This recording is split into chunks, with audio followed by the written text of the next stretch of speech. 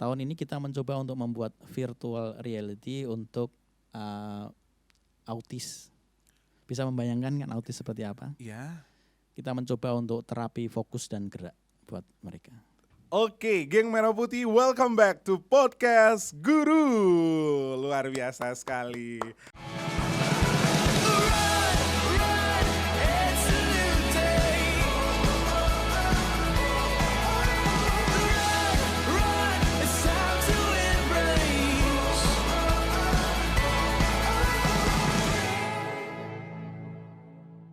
Hari ini kita kedatangan tamu yang sangat luar biasa karena seperti biasanya Menar selalu mendatangkan tamu-tamu yang sangat energetik dan pastinya punya nilai yang sangat luar biasa untuk di-sharingkan bersama geng Merah Putih dimanapun Anda berada. Dan langsung aja kita sambut, ini adalah orang yang sangat terkenal di dunia pendidikan Yogyakarta dan juga seorang pemerhati. One and only Bapak Oki Pambudi. Apa kabar Bapak? Alhamdulillah baik. Luar biasa ya. Sehat Pak? Alhamdulillah sehat. Keluarga aman? Insya Allah aman. Aman ya? Aman. Corona gini lagi kegiatan yang lagi disibukin apa Pak? Kalau kami di kantor, kami lagi BIMTEK online untuk para guru. BIMTEK online? Iya. Jadi itu bimbingan teknis untuk para guru bisa memanfaatkan atau membuat media pembelajaran. Oke, jadi biar guru-guru lebih kreatif lagi, bisa menangani masalah COVID ini dengan lebih baik ya Pak. Betul. Ya. Di ruang siar guru pun kami punya kesempatan untuk itu sih Pak. Iya, kita dukung itu. Luar biasa, tinggi Pak untuk dukungannya. Pak, ini saya mau tanya-tanya kepada Bapak dan sebelumnya saya ucapin terima kasih sudah datang bersama geng Merah Putih pastinya di Podcast Guru. Karena Bapak merupakan tamu yang sangat luar biasa, jadi kita pun harus memberikan pertanyaan-pertanyaan yang luar biasa. Saya kehormatan juga diundang di sini, suatu kehormatan juga buat saya. Terima kasih. Oke Pak, saya itu setelah bertanya-tanya kepada teman-teman dan tim riset kami juga banyak yang bertanya-tanya tentang seorang Bapak seperti apa. Akhirnya Uncle Minar mau bertanya ini. Salah satu karakter yang paling berkesan dan juga membedakan Bapak dengan orang lain katanya adalah Bapak itu nggak suka kalau ngomongin segala sesuatu di belakang. Harus ngomongnya to the point dan di depan. Kalau ketahuan di belakang itu langsung marah besar. Ya nggak marah sih saya. Masa? Enggak. Senyum terus ya? Iya, senyum terus. Itu karakter kayak gitu dapatnya dari mana Pak? Iya dari Mama, Papa? Orang tua tentunya. Dari orang tua ya? Beneran ya? Iya, pokoknya kita harus jelas di depan, jangan sampai ketika ada sesuatu kita ungkit-ungkit belakang gitu. Oke, jadi karena yang kita lihat adalah depan. Di depan ya. Jadi kayak burn the past, fokus di masa depan ya. Iya, yang paling jauh itu kan 1 detik yang berlalu. Oke. Gak akan mungkin kembali kan. Oke, gak akan mungkin kembali. Oke, jadi no galau-galau club ya. Oh iya. Oke Pak, karena cukup menarik sekali karena orang bisa dikatakan kayak masyarakat Jawa pada umumnya kan lebih jarang untuk berani speak up ketika nggak suka di depan kayak gitu-gitu kan, langsung ngomong kayak gitu-gitu. Ini tanpa mengenal budaya dan lain-lain. Seperti apa sih masa kecil seorang Bapak Oki itu? Iya, saya lahir di Gunung Kidul ya, di pedesaan. Ya. Sama Pak, aku juga anak daerah. Iya, jadi dengan 4 bersaudara, artinya di situ kami dididik bersederhana, hidup sederhana. Bisa beradaptasi dengan lingkungan kita. Dan tentunya kita harus jadi pejuang. Jadi pejuang ya? Jadi pejuang. Di Gunung Kidul itu di kotanya langsung atau gimana Pak? Saya di desa Gedang Rejo, itu di dekatnya Pindul. Oke, Google Map ada ya Pak? Ada dong. Masuk ya? Iya. Itu di gunung atau enggak di mana? Ya sebetulnya kalau kami di agak ngarai lah, jadi enggak terlalu di pegunungan juga. Enggak, soalnya kan biasanya kalau teman-teman yang gunung itu biasanya lebih awet muda. Iya, karena gravitasi lebih rendah kan. Oke, jadi dari 4 bersaudara Pak ya, 4 bersaudara kemudian memutuskan untuk sekolah akhirnya SD-nya di apa Pak? SD, SMP, SMA? Ya SD di dekat rumah aja, pokoknya saya suka yang dekat rumah. Suka sesuatu yang dekat rumah ya? Nggak harus di sana yang lebih bagus enggak dekat rumah yang bagus juga. Dekat rumah itu yang paling bagus ya, berarti kayak orang tua pun kasih kesempatan untuk memilih sekolah ya? Nggak didikte oleh orang tua? Enggak, orang tua kami memberikan kebebasan. Nggak harus sekolah di situ, nggak harus di negeri, harus swasta, terserah. Yang penting kamu mau belajar. Yang penting mau belajar. Karena kalau mau belajar dimanapun itu kita bisa jadi orang ya. Betul. Oke, jadi SD Bapak adalah SD? Sekarang SD udah nggak ada. Masa? Jadi SD-nya udah regroup. Jadi sekarang jadi SD Gedangan kalau nggak salah. Oke. masa SD normal kayak anak pada umumnya atau Bapak tergolong anak yang cemerlang Wah, banget? enggak, saya tuh biasa aja. Biasanya ranking berapa sih, Pak? Ya di 20-an lah. Masa? Enggak. Ya biasa aja lah, pokoknya kayak anak-anak biasa. Nggak biasa dong, Pak. Kalau biasa-biasa aja kita nggak mungkin ngundang Bapak di sini. Iya, prosesnya aja yang mungkin agak sedikit beda sama yang lain. Oh, prosesnya ya. Iya, prosesnya. Lanjut ke SMP? Ya SMP di deket, di satu desa aja di situ juga, di SMP 1 Karangmojo. Normal ya, Normal biasa. normal kayak anak SMP pada umumnya kayak gitu ya. Ya. Ini ya, oke. Kemudian SMA. Nah ini Ya, SMA. ini yang menarik katanya. Kalau sedikit SMA itu menarik gitu. Iya, jadi waktu itu kalau sekarang kan kalau nyari sekolah yang pusing kan orang tua ya. Artinya Iya. orang tua yang ikut harus ikut antri, harus ikut online dan sebagainya. Daftarin. Iya, kalau saya dulu orang tua itu memberikan sebuah kebebasan. Udah cari sendiri saja sana. Akhirnya saya cari sendiri dan waktu itu kok saya gagal. Nggak bisa masuk di sekolah negeri, akhirnya saya di swasta pun saya juga. Bukan gagal, itu bukan gagal. Mungkin bukan pada tempatnya. Oh iya. Bapak udah Diberi pas disiapin, ya. iya, disiapin tempat yang lebih cocok Iya. kayaknya. Akhirnya Bapak memilih di salah satu sekolah swasta. Nah, saya di kejuruan ya. Kejuruan, STM, SMK waktu itu. SMK, oke, SMK. Jurusan Arus kuat listrik. arus kuat listrik, berat. Oh, luar biasa. Lambaikan tangan. Arus kuat. Ya. Berarti mainan hari-hariannya listrik. Ya, jaringan arus kuat itu yang dari listrik, tiang listrik itu ke rumah-rumah, ke trafo dan sebagainya. Prakteknya juga dulu gitu. Prakteknya juga gitu. Iya. Jadi berarti kalau masalah listrik di rumah nggak perlu panggil orang dong ya? Sudah lupa. Masa? Iya. Karena beda lagi. Sudah beda Selanjutnya. lagi ya, Soalnya beda lagi acaranya. Oke, beda lagi acaranya. Oke, Beda berarti dari SMA itu ambil listrik ya, Ya. ambil listrik. Kemudian masuk kuliah, Ya. jurusan Teknologi pendidikan. itu cross line banget Bapak, mohon maaf. Kita mencari pelengkap. Oh, mencari pelengkap, Ya, harus, mencari harus pelengkap. hidup itu harus lengkap gitu ya. Hidup harus lengkap ya. Jangan terlalu linear banget lah, itu nggak enjoy lah. Enggak, katanya itu Bapak juga daftar itu dulu sekolah di beberapa kampus. Iya, beberapa kampus. Iya kan? Kalau boleh diceritain itu kampus-kampus mana aja Pak sebenarnya? Ya waktu itu waktu itu 98 ya saya 98, masuk iya. perguruan tinggi itu saya UMPTN waktu itu namanya. Oke. Ya. Saya ambil IPC, saya cari yang kampus yang besar Oke. ya. IPC itu berarti yang bisa Pilih tiga tempat ya. Iya, pilih Oke. tempat. Akhirnya saya di salah satu kampus negeri diterima di situ. Cuma saya di sosial keterimanya. Dari listrik Ya.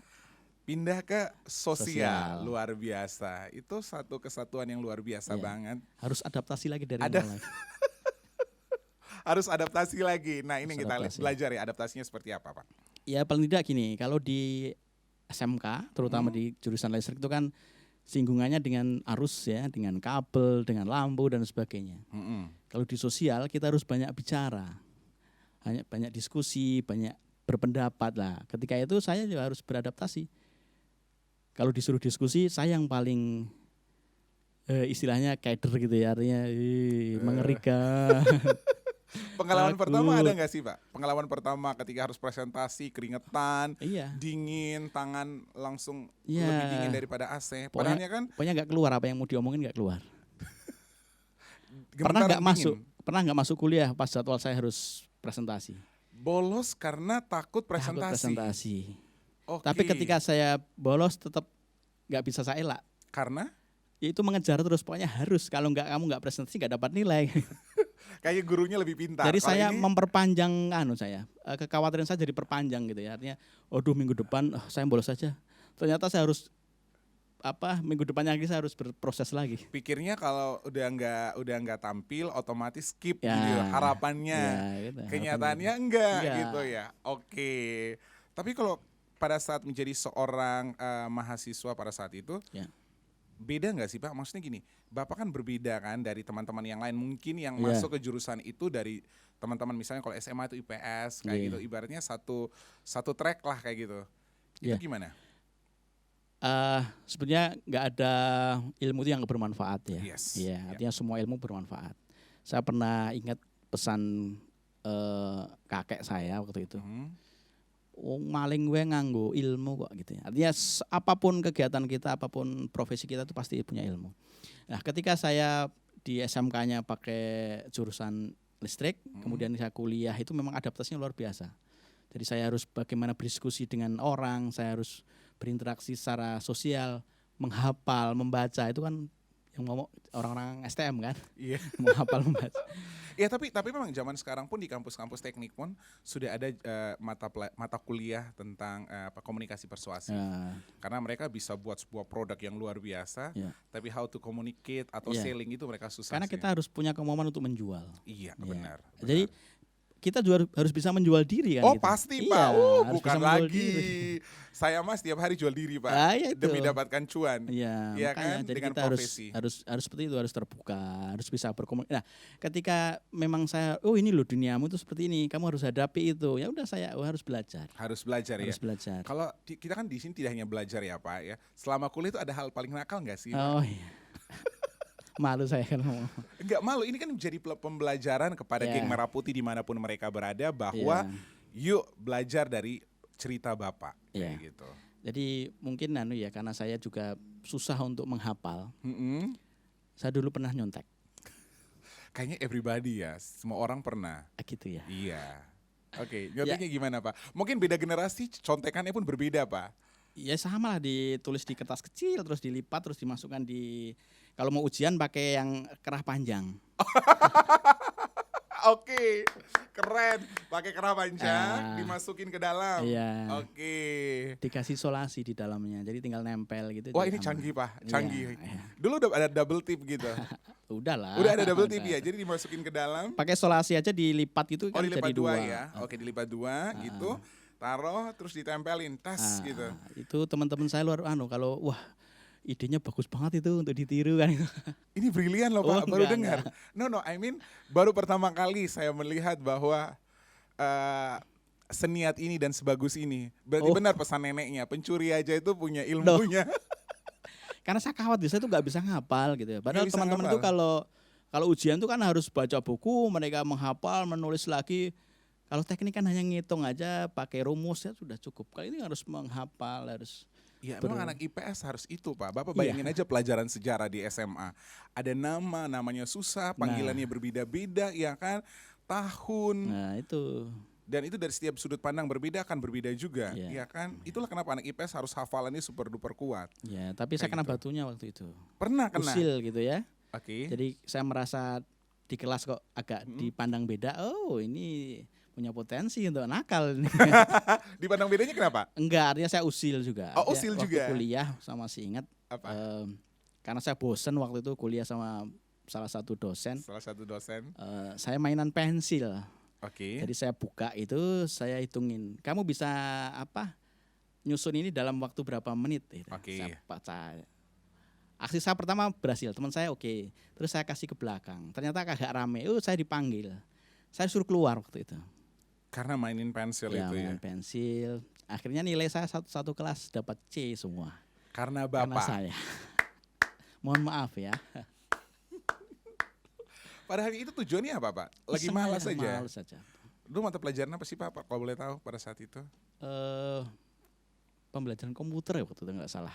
Tapi kan Bapak belajar komputer sejak kapan? Ya kalau komputer sih sejak SMK sudah ada. Udah ada ya. Gitu. Tapi kan belum semasif sekarang ya, artinya itu menjadi barang mewah. Ya saya aja Pak pegang komputer di zaman SMA Pak. Itu pun belajar apa? Word dan folder. Bikin folder gitu ya. Itu di angkatan saya, berarti Bapak udah lebih maju dong. Karena mungkin di Indonesia Timur. Hanya lihat aja. Kita waktu itu juga belum, artinya satu personel satu komputer juga enggak, artinya masih rame-rame. Di lab juga masih ada satu komputer untuk beberapa teman gitu ya. Setelah itu Pak, kan tadi kan Bapak mainin pensil, bikin kesal guru-guru dan akhirnya dapat C. Nyesel nggak Pak? Atau masih tetap? Enggak, itu menjadi tambuk saya untuk bisa lebih baik lagi. Asik ini. Iya. Ini beda, kalau beda umur itu memang cara jawabnya beda gitu Pak ya. Kalau beda umur itu beda cara jawabnya ya. Jadi ketika ada sesuatu yang membuat kita harus berpikir, saya tuh salah tuh. Saya harus bagaimana sih kan gitu. Itu jadi kita punya nilai untuk lebih greget lagi untuk kita harus lebih baik lah. Oke. Ya. Dari itulah akhirnya Bapak pun walaupun masih kuliah udah kerja akhirnya. Ya. Udah kerja kan pada Ya kesempatan dikatakan itu. kerja, kalau dikatakan belajar saya belajar. Oke, kerja sambil belajar. Iya, kerja sambil belajar. Kerja sambil belajar ya Pak ya. Akhirnya mulai kerja kayak Ya. gitu. Dan di situ Bapak menemukan dunia baru. Betul. Dunia baru kan Pak? Baru. Tatanan baru. Tatanan. Sunda Empire Harus dong. beradaptasi. Harus beradaptasi karena Iya. SMP listrik, SMP listrik, kuliah di dunia sosial, sosial, teknologi pendidikan. teknologi pendidikan. Berat, tanggung jawabnya berat banget Iya. kan. Tiba-tiba di zaman kuliah nemuin dunia baru lagi, dunia broadcast. Ya. Itu gimana ceritanya Pak?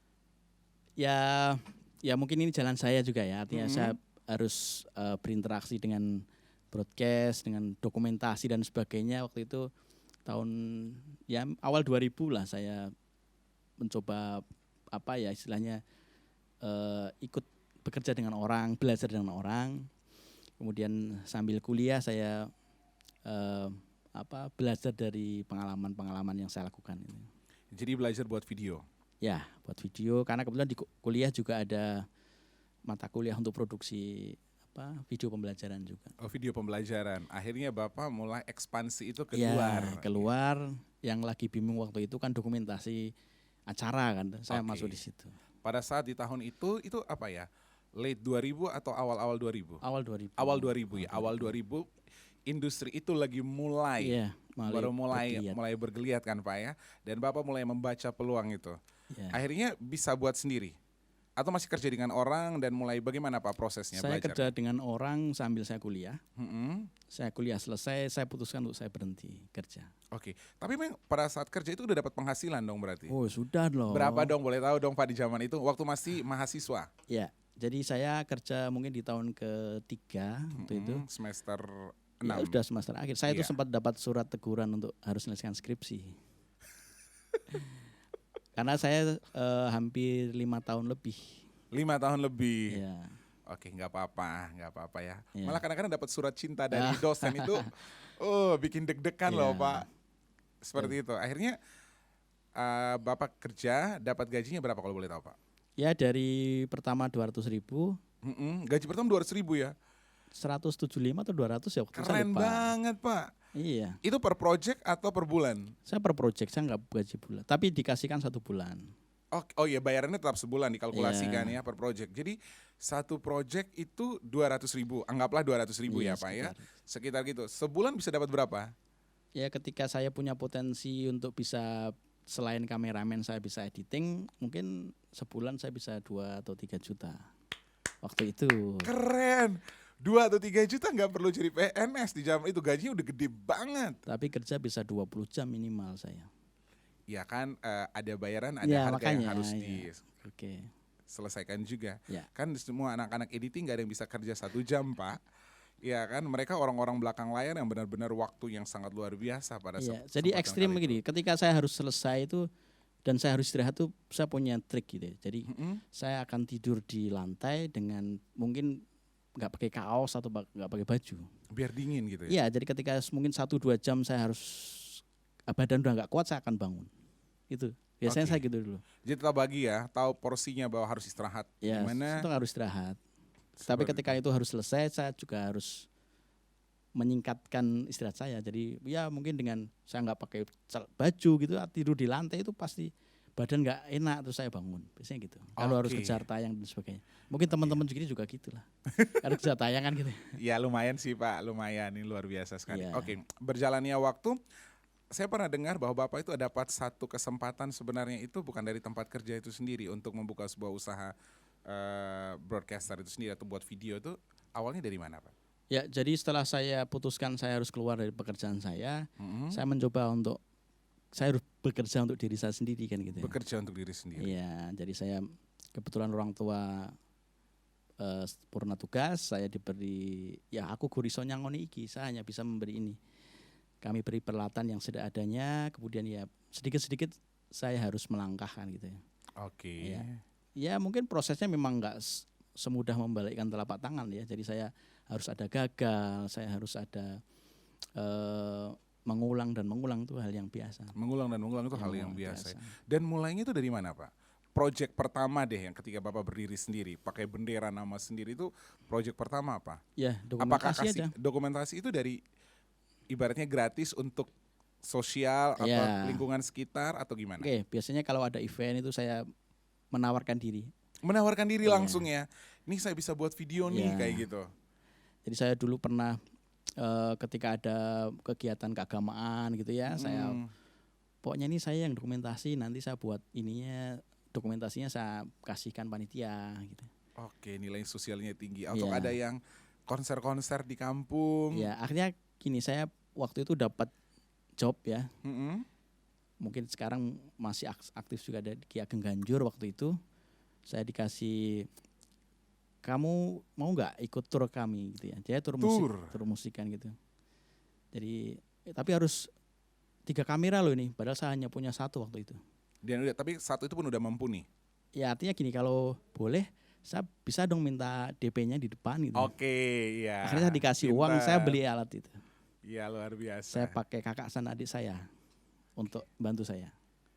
Dan itu mulai ibarat kata kayak titik profesional yang benar-benar dengan alat yang lengkap. Ya nggak begitu lengkap. Enggak, maksudnya kan sudah naik 1 step Oh dong. iya. Udah naik 1 step yang lebih, ibaratnya lebih pede lah Pak untuk tampilan di depan. Jadi sempat kalau sekali tur itu kita 15 hari, 20 hari. Dapat berapa tuh Pak? Ya lumayan lah. Gede artinya, tapi ya. Iya, artinya kalau Cukup kita lah ya. karena kita bekerja untuk diri kita ya udahlah cukup lah seberapa. Karena kita jadi bos diri untuk kita Iya. sendiri ya. Kita bisa ngatur waktu kita. Bisa ngatur. Pas ini saya kok nggak enak badan, ya udah saya tidur, saya istirahat gitu. Oke, jadi segala sesuatu tuh berjalan dengan enak. Maksudnya kayak Akan tiba pada akan waktunya. tiba pada waktunya. Walaupun masalah itu pasti ada. Ada. Aku mau tanya satu masalah yang selama Bapak pegang bendera sendiri tuh yang kayak, aduh kok bisa ya aku tuh bisa salah di sini atau kurang di sini. Itu ada satu masalah Ya, nggak? kalau masalah sih enggak. Cuma kan kalau kita usahakan pasti ada ada naik turunnya gitu ya. Jadi ketika pas naik kita biasanya kok gawean gitu ya, banyak kerjaan. Tapi kalau pas sepi aku nggak ada kerjaan kayak gitu. Artinya kita yang kurang bersyukur biasanya kalau kayak gitu tuh. Di situ aja kurang bersyukur aja kalau saya. Oke, kurang bersyukur Kurang ya. bersyukur.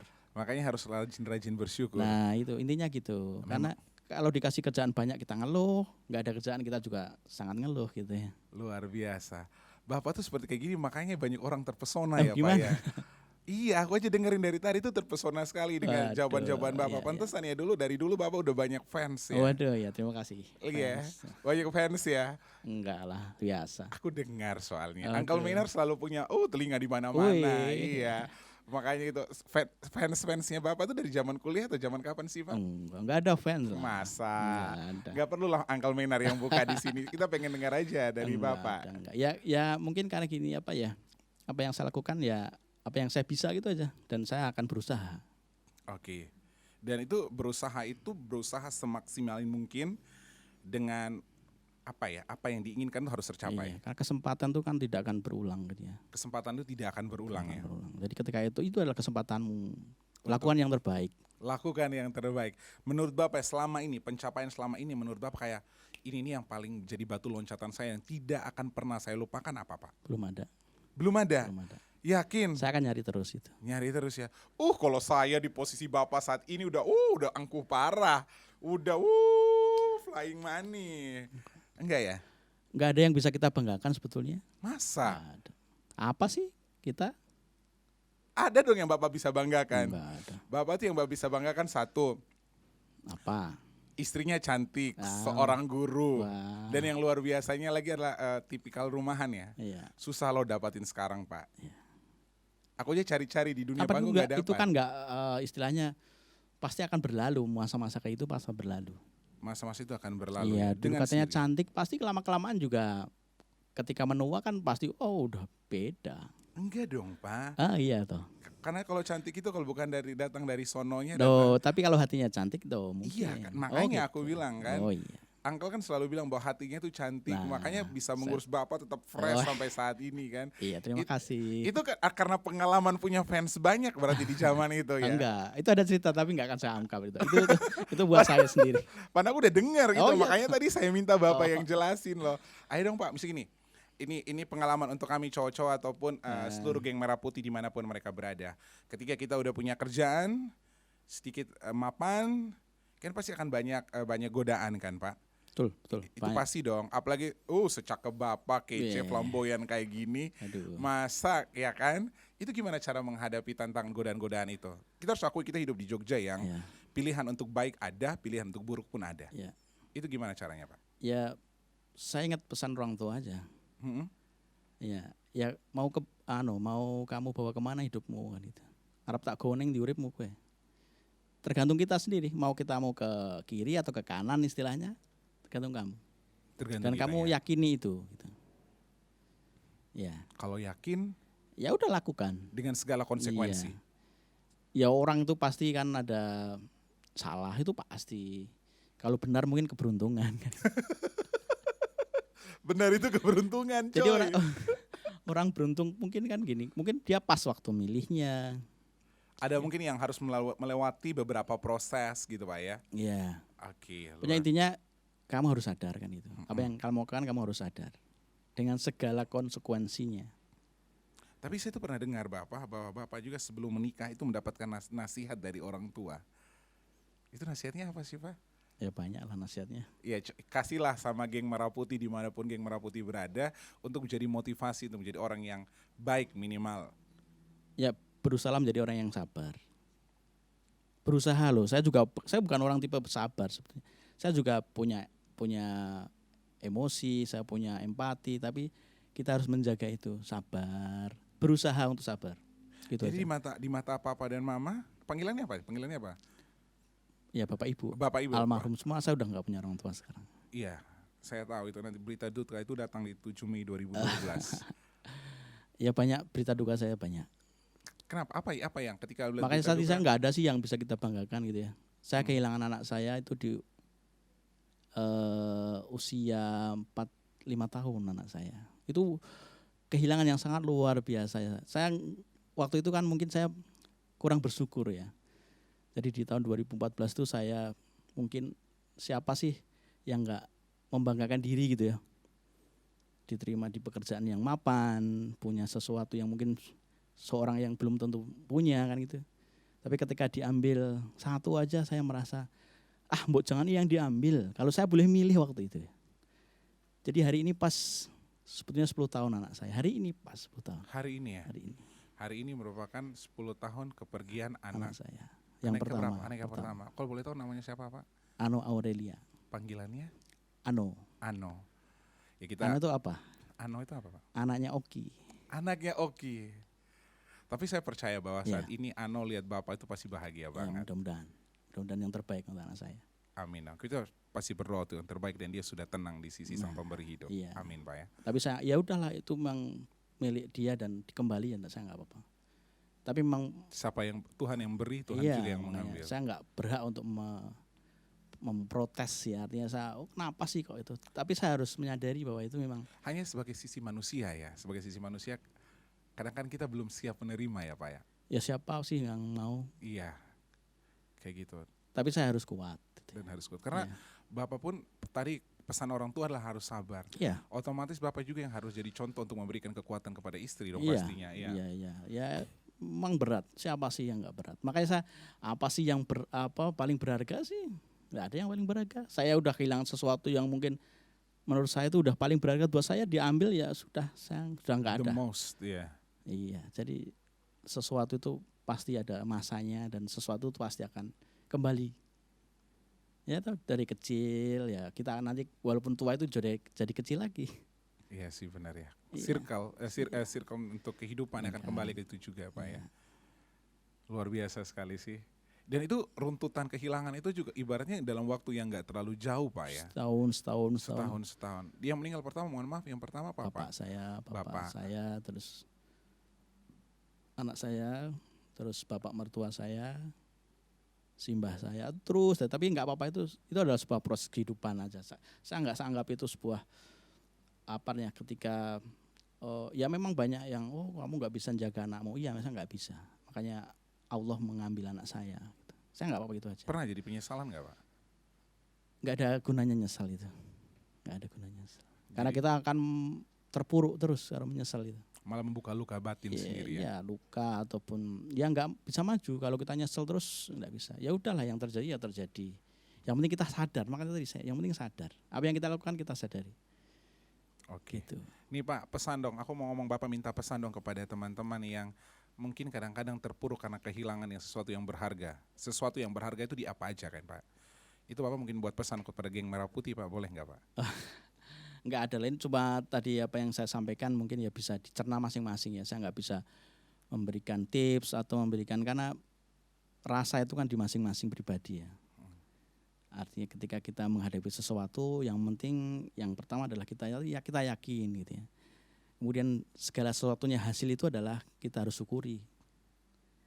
Jadi kita harus bersyukur, apapun hasilnya bersyukur. Jadi mungkin saya sadar waktu itu Allah mengambil salah satu harta saya, mungkin karena saya kurang bersyukur, saya terlalu sombong gitu. Mungkin saya nggak nyadar waktu itu. Artinya, oh ya sudahlah, ya nggak apa-apa gitu. Kadang-kadang Pak, ini udah 10 tahun sih Pak ya. Kadang-kadang pernah nggak sih Bapak kayak merasa kayak, aduh ini Ano nih biasanya kayak gini nih. Ano tuh kan anak pertama kan pasti punya ciri khas sendiri, nggak bisa dibedain dengan anak kedua dan ketiga. Iya kan Pak? Iya. Orang tua saya pun saya melihatnya kayak gitu. Bukannya mereka pilih kasih, enggak. Ya beda kayak gitu. Itu ada nggak sih Pak yang kayak Bapak masih ingat bahwa aduh Ano nih sukanya ini, kayak makanan kesukaan atau kebiasaan yang sampai saat ini Bapak masih ingat? Enggak, cuma ya mungkin gini, satu momen ketika mungkin saya nggak akan lupa gitu ya. Ketika saya beribadah berdua gitu ya, dia di belakang saya waktu itu. Terus setelah salam saya tanya, kenapa kok kamu sudah selesai? Aku capek Bi gitu ya. Capek kenapa? Nggak tahu, aku capek gitu. Itu saya tak ingat terus. Bapak pernah tanya nggak sih capek karena apa? Tahu, saya tanya kamu capek kenapa? Ya udah bobo aja. Enggak, tapi aku capek gitu. Dan pada saat itu Bapak nggak tahu maksud kayak pesan. Ya setelah kejadian saya ternyata mungkin ya memang pesan. sudah dicukupkan di situ gitu. Dia pamit gitu Pak ya. Ya. Setelah dia berkata demikian itu berapa hari setelah itu baru adik pergi? Ya kurang lebih 1 bulan lah. 1 bulan. Dari masa itu Bapak masih sering ketemu atau main, atau mungkin kan kesibukan zaman itu Bapak lagi padat-padatnya? Ya nggak begitu sih, tapi memang waktu itu saya jarang, artinya sering pulang malam, sering gitu. Artinya sekali lagi kita nggak bisa menyesal gitu ya. Artinya kalau kita menyesal itu artinya kita membuang waktu, membuang energi. Ya udah saya hadapi, ya sudah mungkin ya harus begitu gitu ya. Ya harus ikhlas, gitu aja kuntinya, gitu aja. Harus ikhlas Pak Harus ya? ikhlas. Karena itu akan memperingan semuanya. Saya juga ringan, anak saya mungkin dia di sana lebih ringan gitu. Dan Bapak juga kan misalnya jadi contoh untuk keluarga Bapak, kan Bapak adalah imam di keluarga Bapak sendiri ya. Kalau Bapak sendiri ketika nggak kuat kan gimana untuk merekanya juga kan. Oke Pak, nah saya mau berlanjut juga bertanya, kita sih selalu percaya bahwa Oki bahagia di sana, bahagia. Bahagia, selalu percaya. Ya, pokoknya kita harus optimis. Optimis ya Pak ya. Optimis. Oke Pak, tadi itu kita udah bertanya tentang akhirnya Bapak tuh 2014 PNS Pak ya. Ya. PNS, kenapa sih ngambil PNS? Kan gaji sebelum lulus aja udah 3 juta Pak.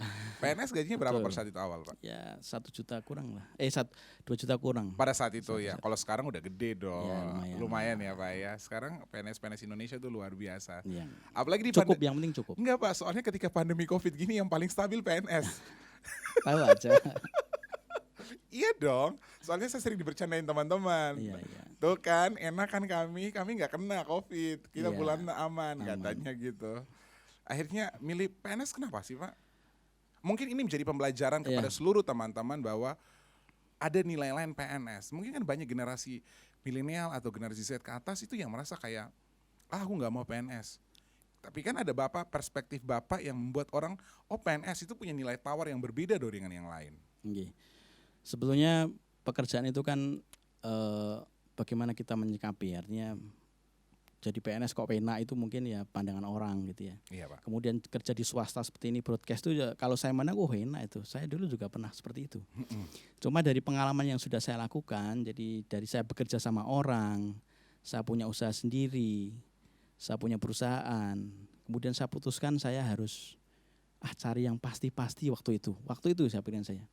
Karena industri itu kan juga nggak pasti. Artinya nggak pasti itu tergantung dari mood, dari pasar, dari persaingan dan sebagainya. Ketika saya sekarang kuat di broadcast waktu itu ya, tapi masanya kan juga akan berganti gitu ya. Tren berubah. Gitu. Contohnya sekarang di era ini kan yang kuncinya adalah kecepatan. Kalau kita cepat pasti akan dapat banyak. Tapi kalau kita lambat, kita akan terus mencari satu aja susah.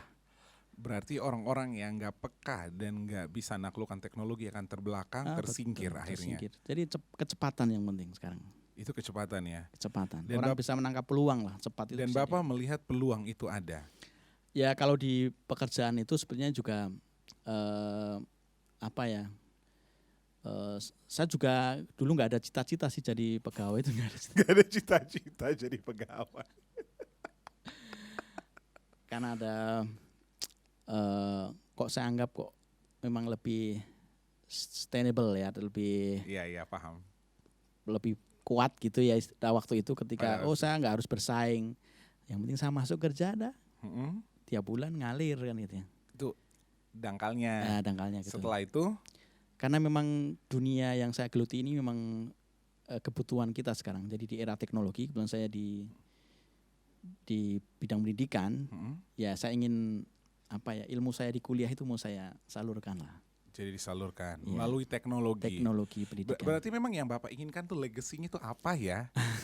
Iya kan? Ya pokoknya ada aja lah ya. Ada dong terus kita cari. Makanya Bapak masuk kerja di Balai Telkomdik. Telkomdik. Iya, bagaimana sih pengalaman ngajar di bidang itu sih Pak? Ya kami sebetulnya secara langsung bisa bersinggungan dengan guru karena tempat kami adalah untuk pelatihan guru-guru juga. Pelatihan guru-guru. Ya, berarti bisa media. Bapak itu adalah guru di kalangan guru-guru ya, luar biasa. Saring berbagi, sharing aja. Sharing is caring ya Pak ya. Oke. Itu gimana caranya ngajar guru-guru?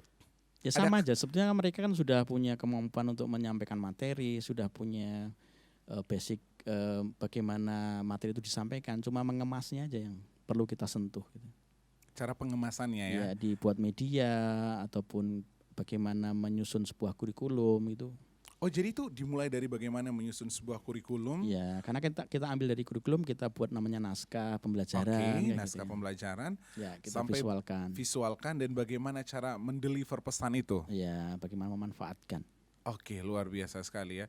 Salah satu yang biasanya guru-guru Indonesia itu paling susah di antara proses itu apa Pak? Menulis. Ya. Banyak guru-guru juga yang nggak jago menulis. Iya. Karena kadang mereka untuk contohnya buat media ya, mereka itu kadang buat media dulu baru naskahnya. Oke, jadi kurang konsepnya kebalik ya? Iya, konsepnya dulu atau ayam dulu kan gitu. Iya. Ya, jadi kalau medianya jadi, dia baru nulis naskahnya. Banyak kan gitu, yang kita temui di lapangan gitu. Biasanya gitu. Ya, cuma kan kita arahkan. Ini loh prosedurnya itu harus dari naskah dulu. Kemudian baru jadi medianya, bukan medianya dulu baru kita tulis naskahnya kan. Iya, gitu ya. Paham. Idenya ini dulu terus ditulis ya. Karena kadang gini, banyak guru yang mengalami kesulitan buat media karena itu dia idenya jalan gitu ya. Dia tidak tuliskan dulu itu di sebuah kertas, kemudian kita analisis ini bisa nggak sih kita kerjakan. Nah, biasanya kan orang langsung buat media di tengah jalan ada masalah, sudah deh berhenti. Iya. Kurang terstruktur dan konsepnya belum bagus Pak ya. Betul. Makanya di situ Bapak pun akhirnya mengajari nih ya konsep-konsepnya seperti apa nih. Prosesnya akan seperti gimana. Kalau seandainya kebentur nih ada pilihan nih karena kita udah siapin. Karena dari awalnya udah kuat kan. Oke, seperti itu ya. Biasanya itu salah satunya itu Pak ya. Biasanya yang paling mudah dari guru-guru itu apa Pak dalam proses pembelajaran yang paling kayak oke ini paling enak nih. Ya karena guru-guru itu kan sudah punya kemampuan ya untuk dari mungkin di kuliah dan sebagainya. Kita hanya tinggal memancing aja. Mereka langsung berproses sebetulnya. Karena pengalaman mereka udah ada. Pengalaman mereka udah ada. Cuma bagaimana mengemas dengan teknologi ya sekarang, terutama yang guru-guru muda itu udah nggak usah lagi. Iya benar. Karena pasti akan ada cross yang sangat tinggi antara guru-guru sepuh sama guru-guru muda kan. Ya, itu gimana siasatinya khususnya untuk guru-guru sepuh sih Pak? Ya untuk nyiasatinya memang kita harus menanamkan ke teman-teman guru terutama yang muda-muda itu untuk bagaimana bisa berbagi ya. Dan mendekati. bisa mendekati. Iya, Iya kan? mendekati. Kadang-kadang kita pun jadi kalau muda, saya kebetulan masih baru sekali menjadi seorang dosen kan, Iya. kayak kita punya ini ada shortcut yang lebih mudah nih. Iya. Tapi kan kalau yang senior kan udah terbiasa dan Polanya mengamini pola itu Iya. kan, dan susah untuk mengganggu gugat, Iya. merubah pola itu. Itu pun diajarin Pak ya. Bapak pernah nggak sih negur kayak gini? Bukan negur sih, lebih kayak kasih pemahaman kepada yang lebih senior tapi yang udah mengamini pola tersebut. Ya, kalau negur enggak sih. Artinya Bukan negur, maksudnya berdiskusi. kayak berdiskusi Iya, ya. sering berdiskusi. Ya, sama teman-teman guru-guru juga, artinya terutama kan kita juga ada beberapa pengawas yang masih ingin mencoba mengupgrade gitu ya, karena takutnya pengawas saja nggak tahu mengapa harus ngawasi guru kan gitu. Harusnya kan Iya, benar. pengawas harus tahu dulu kan. Harus gitu ya. satu level di atas Iya, ya. Harus satu level lebih. di atas. Makanya Iya. banyak beberapa ibu pengawas itu yang ya sharing, artinya semua terbuka. Oke. Iya, harus terbuka. Kalau kita tertutup, aku wegah nek takon karo sing yang lebih muda, aku gengsi kan gitu. Udah Iya. pengawas kok. Tapi kadang sekarang teman-teman pengawas itu care semua, artinya kita dulu pernah melakukan pelatihan juga untuk Bapak Ibu pengawas bagaimana bisa memanfaatkan media di pembelajaran itu kan bisa mereka share ke Bapak Ibu guru yang diawasi di daerah masing-masing kan gitu. Iya, benar. Akhirnya kan mereka pun mampu menjadi kayak tolak ukur dan contoh Pak Iya. ya. Dan jadi perpanjangan tangan juga Iya. untuk mereka jadi guru di antara guru juga tapi di tempatnya Iya. mereka. Jadi harus kolaborasi dan bersinergi, intinya kan itu. Sebenarnya berarti proses yang Bapak buat itu harusnya tidak menjadi sebuah kendala ketika COVID ini ada. Ya. Iya dong Pak. Kami di kantor juga memfasilitasi untuk kebutuhan pembelajaran daring juga. Sekarang ini mau kita lakukan di BIMTEK ini kan mengisi masa liburan. Iya. Jadi proses belajar di rumah belum dimulai, kita melatih Bapak Ibu guru untuk bagaimana bisa mendesain pembelajaran. Jadi kan PJJ atau jarak jauh itu kan tidak harus online kan gitu. Jadi bagaimana guru bisa menjadi mindset mereka itu tidak hanya ketika kita memberi tugas gitu ya. Karena sekarang kesannya kalau online itu kan hanya ngasih tugas. Yes, benar. Terus dikumpul gitu ya. Iya, Tapi benar. bagaimana yang berperan itu adalah anak. Jadi ketika pembelajaran jarak jauh itu anak yang harus banyak berperan, bukan gurunya kan. Anak harus berani explore. Ya, berani Tapi kan explore. stimulus itu harus dari guru ya, harus Iya, memberi rangsangan yang jelas, bagus. bagus. Tapi kan kesannya kalau jarak jauh itu kan bukan hanya mengerjakan tugas gitu ya. Tapi harus ada delivery pengetahuan juga gitu ya. Iya, benar sekali sih. Saya Walaupun setuju. nanti siswa yang harus mencari sendiri, tapi bagaimana mendesain pembelajaran jarak jauh yang efektif itu yang harus dilakukan guru saat ini. Iya benar, guru harus merangsang siswa untuk siswa itu mencari. Ya, Tinggal setelah itu langkah berikutnya tinggal guru yang membuat mapping. Oh ini benar, betul. bukan benar. Ini yang dimaksudkan dalam Ya, yang Bapak inginkan atau Ibu inginkan. Betul. Yang ini keluar nih. Ini bisa dipakai kalau di topik yang ini. ya. Kayak Jadi gitu. bisa membuat jadi manajer lah. Jadi manajer Iya, ya, manajer. untuk ngaturin semua gitu. Betul. Dan itu benar sih, emang harus saat ini. Benar kayak tadi kata Bapak bahwa teknologi akan mengantarkan orang menjadi lebih baik lagi. Di zaman saat ini ketika orang tidak menggunakan teknologi, lo akan terbelakang dan tersingkir akhirnya. Dan pesan mungkin juga buat guru-guru, jangan pernah tersinggung kalau kita tidak berhadapan dengan teknologi gitu ya. Kalau suatu saat walaupun kamu sepintar apapun, Ya, walaupun Bapak Ibu sepintar apapun dan tidak menggunakan teknologi, bisa aja juga akan terbelakang dan tertinggal kan. karena sarananya sekarang teknologi kan gitu. Apalagi Iya. teknologi informasi ya. Aduh, itu nggak bisa terlepas dari Nggak bisa manusia. terlepas kehidupan kita. Kalau mau tanya Pak, Balai Teknologi itu lahirnya itu kapan sih Pak?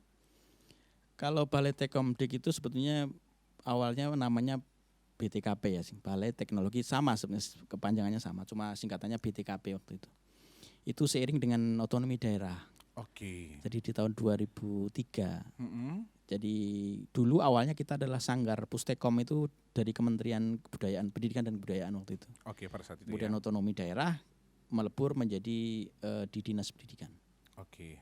Jadi memang fungsinya untuk mengatur dunia guru gitu ya Pak ya. Ya kita di Dan unit teknologi. pelaksana teknis, artinya di pelaksana teknis di bidang TIK. Oke. Bagaimana memanfaatkan TIK untuk pendidikan, pembelajaran. Jadi produk yang ditawarkan itu salah satunya adalah membuat guru-guru itu mengerti tentang dunia teknologi dan bisa menyampaikan pelajaran itu dengan menggunakan teknologi. Ya, tupoksi kami salah satunya adalah ada pelatihan, Oh, ada pelatihan ya? kemudian kita ada bimbingan teknis juga untuk tenaga kependidikan juga. Kemudian kita juga memproduksi media pembelajaran. Oh, ada produksi media pembelajaran juga. Produksinya dalam seperti apa, Pak? Ya, kita ada video, ada audio juga punya, aplikasi ada. Oke. Untuk anak berkebutuhan khusus juga ada. Untuk anak berkebutuhan khusus juga ada. Itu kan cukup susah ya, Pak, untuk anak-anak berkebutuhan khusus. Tahun ini kita mencoba untuk membuat virtual reality untuk autis. Bisa membayangkan kan autis seperti apa? Iya. Kita mencoba untuk terapi fokus dan gerak buat mereka. Luar biasa, itu kece parah sih, Pak. Pakai itu kece parah. Virtual reality.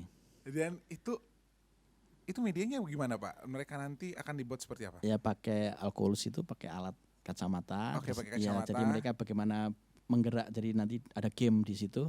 Oh, kayak kamera-kamera 4D atau game-game zaman sekarang gitu ya, Pak? Jadi mereka akan dilatih. Karena kan fokus untuk anak autis itu kan susah sekali. Kan susah untuk memahami mereka pun susah. Jadi kami juga nanti harus bisa menskenario ketika ya alat kami harus tahan banting juga. Iya, karena distribusinya juga kan harus banyak ya, Pak ya. Ya kami membuat prototipe, nanti kalau kami memang apa yang kami lakukan berhasil, kami kerjasama dengan Autis Center. Oke. Yang ada di Sentolo. Kita di Jogja kan punya Autis Center ya. Iya. Ya kita coba kerjasama, kita sekarang baru analisis dengan teman-teman di sana. Ya kita ini baru mau raba-raba juga sebetulnya. Karena belum ada yang nyentuh di situ gitu ya, terutama di virtual dan sebagainya kan belum ada. Karena orang berpikir aja udah capek, Pak. Maksudnya kayak untuk manusia, mereka juga manusia juga, maksud saya kayak untuk kayak kita aja yang biasa normal itu aja susah, apalagi teman-teman yang memang berkebutuhan khusus. Kan ekstranya harus lebih. Iya kan, Pak? Dan akhirnya Bapak selalu melihat peluang itu sih ya. Itu yang susah dimiliki oleh orang lain. Kapan dong, Pak, buka kursus melihat peluang? Enggak, lihat peluang tuh gampang kok sebetulnya. Kuncinya gampang. Apa, Pak? Ya kita harus lihat apa sih yang sekarang lagi berjalan. Ya, lagi berjalan apa? Kemudian kemungkinan kita harus ada alternatif itu. Oh, kalau ke sana pasti ada ini, kalau ke sana pasti ada itu kan gitu. Oke, ya benar sih itu benar sih. Jadi kita memang harus punya opsi-opsi gitu ya. Memang harus banyak punya opsi.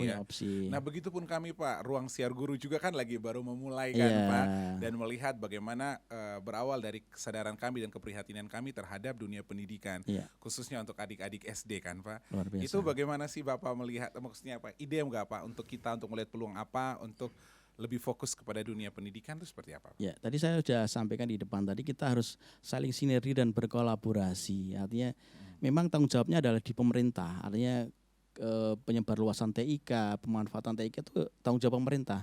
Tetapi kalau dengan kolaborasi dengan pihak lain itu akan lebih mempercepat proses gitu ya. Artinya kalau dari pemerintah itu butuh waktu gitu ya. Dan regulasi kan. Terus kalau swasta akan lebih mempercepat gerakan itu. Dan kalau kita bersama-sama melakukan ini pasti akan lebih cepat selesai gitu ya. Oke. Jadi itu pesan Bapak untuk kami salah satunya. Salah duanya, Pak? Ya, saya mendukung sekali seperti ini. Artinya pihak-pihak yang mau berempati dengan kondisi yang seperti ini, peluang apa sih yang bisa kita ambil gitu ya untuk bisa membantu membantu proses kan. Kan ini sebuah pilihan ya. Kalau memang Ruang Suara Guru ini bagus pasti akan banyak dilirik orang kan. Tapi kalau memang kok masih agak ini ya kita harus introspeksi diri, harus seperti apa sih peluangnya gitu. Pertama kita harus membuka diri untuk bekerja sama. Nah, gitu. Berkolaborasi dengan kita juga harus berkolaborasi dengan Dinas Pendidikan di tempat Bapak harus saling membantu, Pak ya. Harus itu, harus. Iya. Dan terima kasih juga kemarin ketika mendengar bahwa founder kami itu Bapak juga bantu untuk Mas Ogi ya. Mas Ogi juga dibantu untuk bertemu dengan banyak orang, akhirnya Mas Ogi bisa berhasil membuat seperti ini juga sih bersama teman-teman yang luar biasa. Luar biasa. Kerja bersama lah nanti. Kerja bersama. Iya kan, soalnya Mas Ogi bilang, aduh nih Bapak ini keren banget. Karena gini, jujur Pak ya, saya besar di lingkungan dinas, bukan dinas, maksudnya kayak PNS dan ketika orang punya jabatan, tidak semua ya, maksudnya kayak susah kan. Dan ketika saya mendengar cerita bahwa Bapak udah naik dan turun untuk ketemu dan ngomongnya taktis, itu menurut saya itu luar biasa banget. Kayak masih banyak orang yang sangat-sangat memberi perhatian lebih kepada dunia pendidikan Indonesia dan mau turun tangan langsung. Terima kasih Pak untuk. Ya artinya kan kami ya PNS kan digaji oleh rakyat ya. Dan ini kita juga harus bekerja, harus berpikir juga untuk itu gitu ya. Ya kita kan pelayan masyarakat gitu ya. Harus saling melayani. Ya harus saling melayani. Kemarin kebetulan ada Mas Oki yang ke kantor, nah itu saya harus melayani itu. Walaupun di situ saya harus naik, harus rapat, saya harus melayani. Saya nggak mau apa ya istilahnya semua saya anggap sama gitu ya. Tapi it was nice Pak, ketika Bapak udah naik dan turun untuk menyapa Mas Ogi itu luar biasa loh Pak. Maksudnya iya itu hal yang biasa. Itu nggak hal biasa Pak, itu hal yang benar-benar di zaman saat ini tuh susah ditemuin orang, ada orang yang mau dari udah punya posisi dan turun untuk oh iya yuk apa yang harus dilakuin, oh harusnya gini kamu hubungi ini ya, pasti jadi. Enggak, kebetulan mungkin. Enggak kebetulan, itu kayaknya udah tertanam dari diri kan bahwa oke, ngomong di depan to the point harus jadi kayak gitu. Luar biasa sekali Pak. Harapan Balai Telkomdik untuk RSG Pendidikan Indonesia dan RSG untuk di Pendidikan Indonesia seperti apa Pak? Ya ini mungkin saya nggak mewakili balai, artinya mewakili saya pribadi, artinya kalau dari balai jelas mungkin mendukung juga ya, artinya ini kan kita jalan bareng, jalan seiring gitu ya. Tidak ada yang mungkin kita harus saling ini loh harusnya punya aku kok kamu ambil gitu, enggak. Artinya ini adalah kerja bareng. Kemudian saya secara pribadi ya teruslah untuk berkarya itu, jangan hanya berhenti ketika ada suatu masalah yang hanya mungkin hanya sepele buat saya. Kemudian ya saya berharap untuk Bapak Ibu guru silakan tengok ruang siar guru ini, kalau memang kurang ada sesuatu yang mungkin kurang, silakan beri masukan untuk ruang siar guru supaya bisa berbenah gitu ya dan bisa diterima oleh masyarakat terutama dunia pendidikan gitu ya. Kemudian ruang siar guru ya harus bisa open untuk bisa berubah atau bisa memperbaiki lah. Kalau sekilas saya sih lihat udah oke banget, kemarin saya perdana juga ikut menyaksikan. Top, luar biasa. Berarti siap ya Pak launching ikut bersama kami Pak ya? Wah insya Allah saya siap. Janji Pak ya? Janji saya. Terima kasih, luar biasa siap. sekali. Oke, kita pengennya sih masih lanjut sih ini ya. Pengennya nggak berhenti ya. Tapi nanti Bapak harus datang lagi di sesi-sesi selanjutnya ya. Siap. Well, geng Merah Putih, tidak terasa obrolan kita udah harus sampai di sini dulu Pak untuk sesi kali ini. Oke. Saya ucapin terima kasih untuk Bapak sudah datang memberikan ide-ide yang luar biasa, sharing ilmu banyak sekali kepada kami. Sama-sama. Khususnya untuk geng Merah Putih dimanapun geng Merah Putih berada. Ya, terima kasih Pak ya. Siap. Luar biasa sekali, kita berdoa Bapak sehat selalu. Amin, semua juga. Iya, dan pas kita berdoa khusus dari keluarga besar Ruang Siar Guru kepada adik yang udah pergi hari ini 10 tahun. 10 tahun usianya. 10 tahun usianya pergi, kita berdoa untuk Bapak, ya, untuk adik tetap diterima di sisi Bapak Sang Pemberi Hidup. Amin. Terima kasih Pak ya. Dan geng Merah Putih, sampai sudah kita di akhir perbincangan kita bersama Bapak Oki Pambudi. Pada kesempatan kali ini, Uncle Menar mau berpesan kepada seluruh geng Merah Putih dimanapun Anda berada untuk selalu stay safe dengan cara mencuci tangan pada saat dan sesudah melakukan kegiatan, dan jangan lupa menggunakan masker pada saat bepergian, dan pastikan selalu menonton channel Ruang Siar Guru. Jangan lupa untuk like, share, dan subscribe. Akhir kata Menar pamit dan Bapak Oki undur diri. Ya, sampai jumpa geng Merah Putih. Thank you.